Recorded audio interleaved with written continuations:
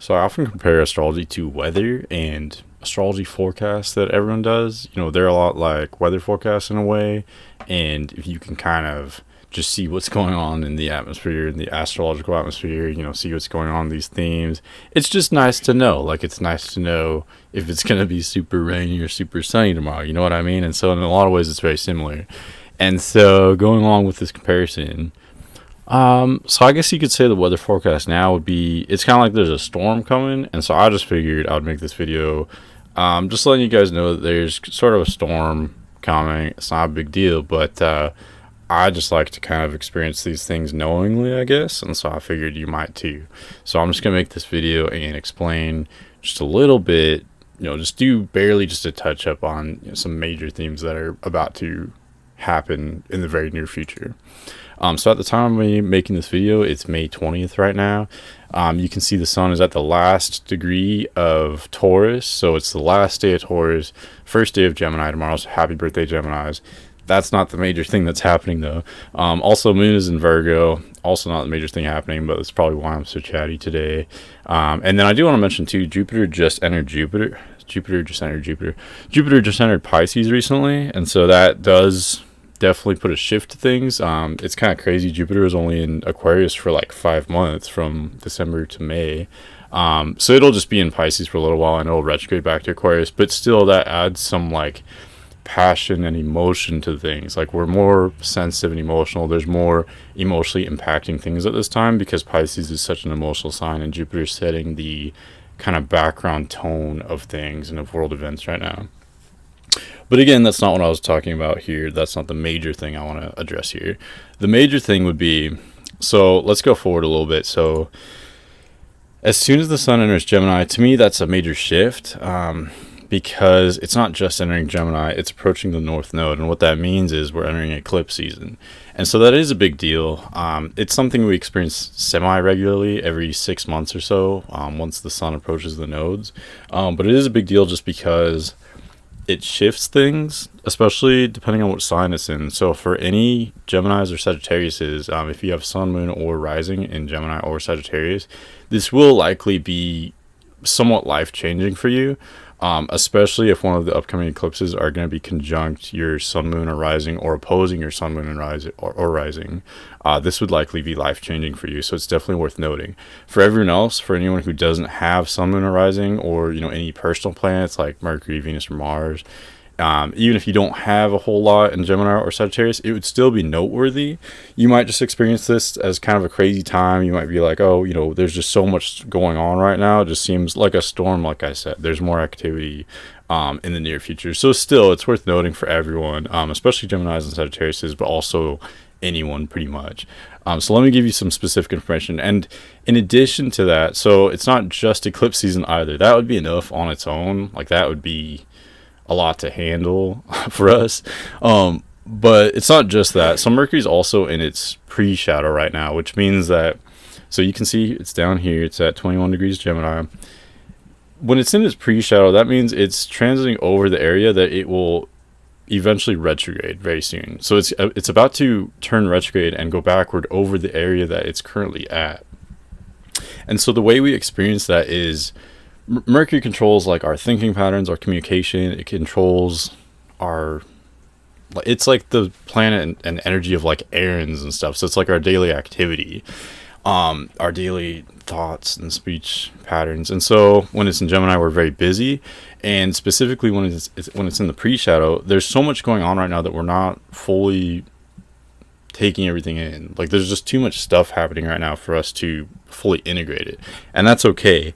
When it turns retrograde, it is very dysfunctional because we as humans in our society, we prefer to be on all the time. We want to be active all the time. We are so familiar with the yang polarity. We want to be on. We want to be busy and productive and like social and having fun all the time. We don't like to rest, even though we need to rest. It's like part of the natural cycle of things. We need to be more familiar with the yin side of things, the more feminine, more resting, more subtle aspect of the universe, basically. And so when Mercury turns retrograde, it forces us, if we're not willing, to go back to a more slow way of life. And that's why it's so dysfunctional for us, is because we expect to be just as productive or to do all the things we want to do just like normal, and to not take a break, basically. So as long as you allow yourself to take a break, it's an opportunity to catch up on the things we've been missing during this time when Mercury's in its pre-shadow. And let me give you a date so you kind of know what I'm talking about here. So Mercury will turn retrograde on May 30th. So let's go forward to that day here. Actually, I'm getting ahead of myself. So first we've got the full moon lunar eclipse on May 26th. It won't be visible for any of us in America. It might be visible somewhere, I'm not sure, but here, so let's get the exact, because I'm like neurotic, I guess. I don't know why it matters to me. So here's the exact chart for the you basically, what we've got is a full moon. So the moon opposite the sun. Moon is at 5 degrees Sagittarius. Sun is at 5 degrees Gemini. But the sun is, they're both, the sun and the moon are within 5 degrees of the nodes. That's where you get an eclipse, for reasons which are complicated. But the nodes control fate and they control destiny. And so when you get a full moon or a new moon really close to the nodes, you get an eclipse and you get some major beginning or culmination involving fate or destiny. And again, if you have sun, moon, or rising in Gemini or Sagittarius, specifically close to 5 degrees of Gemini or Sagittarius, you may definitely experience a big life change on or near May 26th. So that's why I'm bringing this up. And again, for anyone else who doesn't have any major points there, it's still worth noting this is most likely going to be a crazy day, especially with the full moon. We know that like full moons are busy anyway. They're kind of crazy. It's like party energy. It's accident energy. There's just more stuff happening in general. It's a very active time. People are up later. Animals, children will be up later, be more rowdy, that type of thing. But especially with an eclipse. So eclipse is almost like a super full moon or a super new moon. It's just everything that a normal full moon or new moon, full moon in this case, everything a full moon would be except like magnetized. And so that's what we're going to experience on May 26th. Now going forward to what I was talking about. So Mercury will turn retrograde May 30th. So let's go forward just a few days to May 30th. Boom. Mercury, turns red here, indicating it's turning backward at 24 degrees Gemini. And over the next several weeks, it will retrograde from 24 degrees Gemini to 16 degrees Gemini. And it will turn direct again on June 21st. But that's kind of in the future. So let's just put that aside for now. Okay, so it turns retrograde. So that goes back to what I was saying before. It won't be so dysfunctional if you allow yourself to take a break, if you have the privilege to be able to take a break at that time and to integrate and to be like, okay, what have I been missing? Have I been, not been taking care of certain things in my life, or have maybe things have just been going on that you didn't fully notice, that you weren't fully taking in? And again, if that's the case, that's totally fine. That's what this aspect is for, or what this transit is for.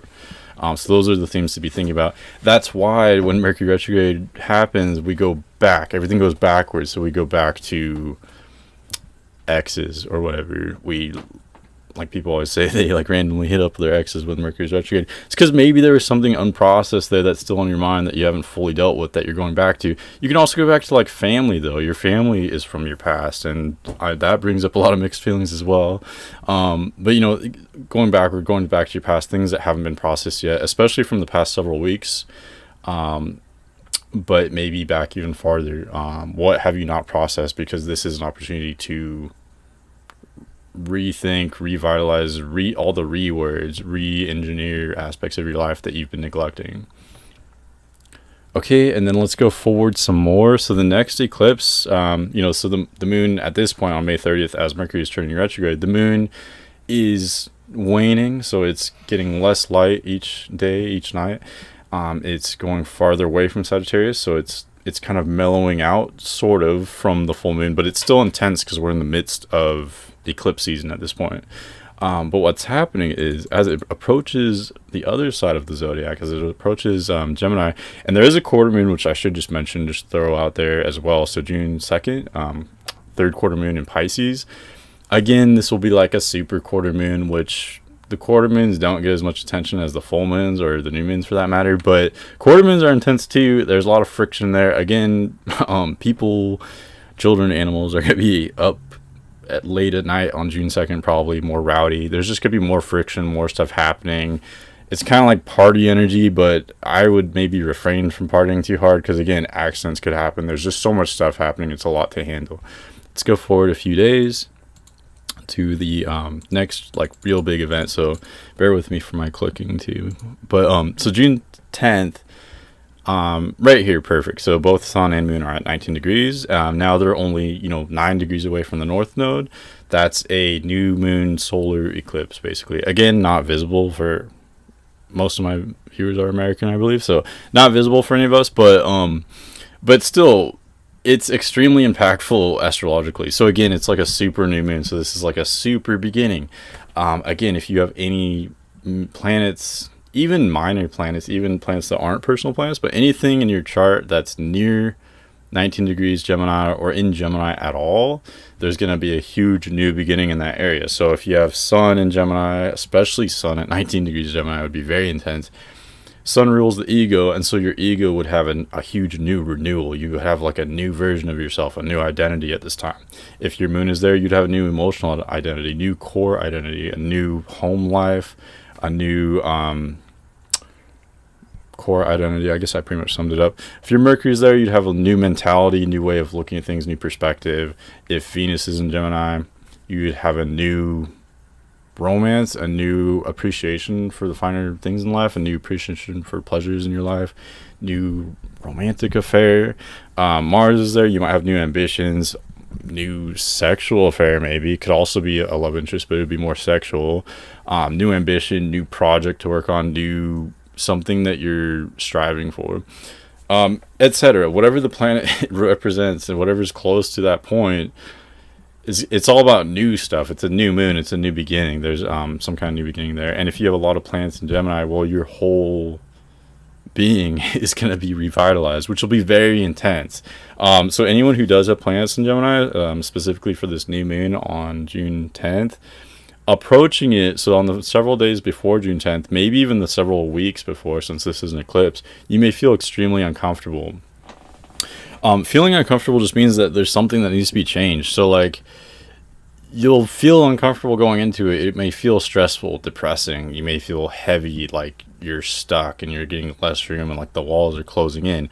On June 10th, there comes an opportunity and everything totally shifts. It's like the walls come in closer and closer and closer. You feel like you're going to suffocate, and then suddenly they just like vaporize and you realize you have all this new expanse to you. That's what a conjunction feels like. That's what this new moon eclipse would feel like, I guess, for anyone in general, even if you don't have planets in Gemini, but especially even stronger if you do have planets there. It's because it's a conjunction. It's because you experience an ending approaching that aspect on the 10th where everything does shut down in a way, but then something like magical and weird and inexplicable happens where you feel revitalized right at that point where everything changes.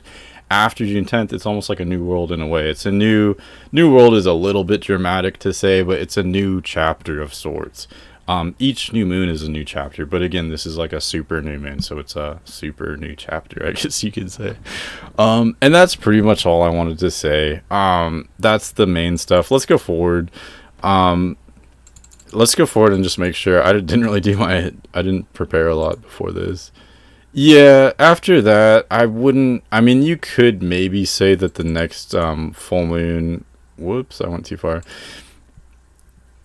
You could sort of say the full moon on June 24th going into June 25th would be almost like an eclipse, just because the sun it's like 20 degrees away.